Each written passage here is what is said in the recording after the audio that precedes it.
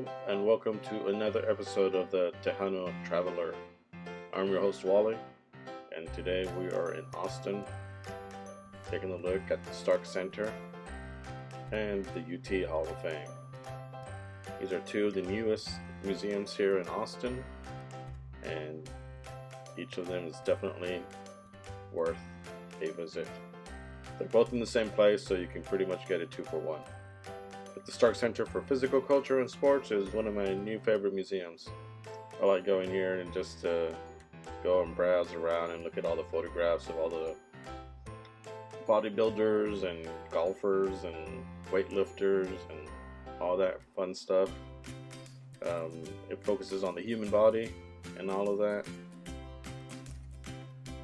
But I myself like it more because it shows a lot of the World's Strongest Man type of stuff, which I used to love watching that show. I don't know, big fat guys lifting up weights. It's always fun. And my favorite couple. Aww.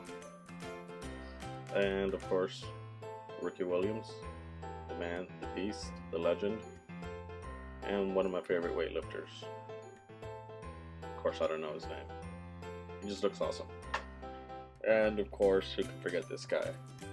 Which I apparently did forget this guy because I don't know his name.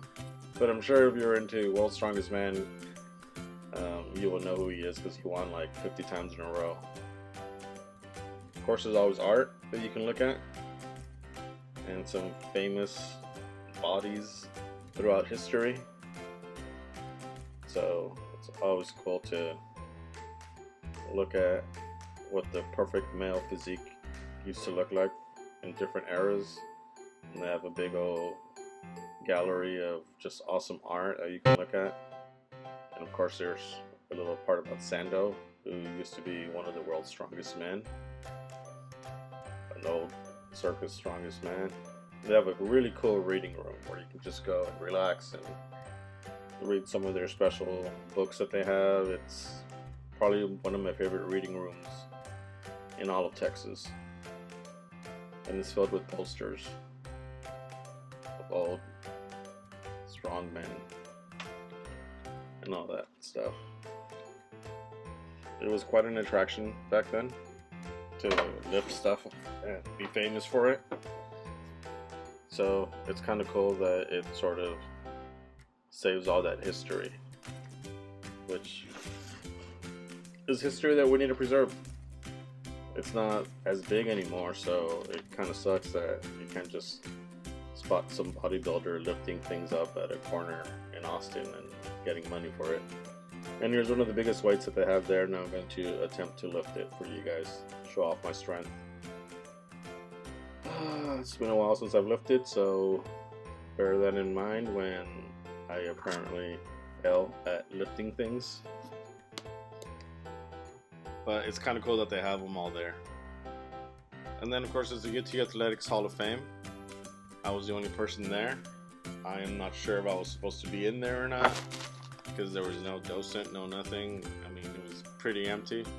And I'm like, am I supposed to be in here? Am I not supposed to be in here? Can I steal one of these trophies? But it's still fun to go to. You get to see all the different championships that UT Athletics program has won throughout their famed history. It's definitely filled with a lot of winners and Heisman winners. Look at that. I could have just grabbed it and ran away with it and blocked people with that hand. It focuses on famous Longhorns and their individual achievements. There's a board where you can check out who is tweeting about UT Athletics at any time. It shows off some other ex-Longhorns.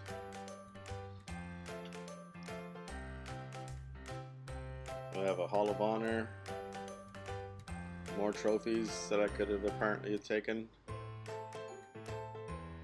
and crystal ball. I think those are championships. I think I could have had one at home and eaten out of it, made it into a bowl. But it's a nevertheless fun place to go visit, especially if you're a big UT Longhorn fan. You get to witness and relive all that awesome history of Texas winning, and that's where Big Bertha usually is, but she was out somewhere drumming, and you get to learn a lot more about UT athletics. It's definitely worth visiting. Combine it with the Stark Museum and you have a really good time on your hands.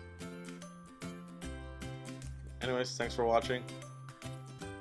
I hope you've enjoyed this trip through Austin, and I hope to see you soon. Bye-bye.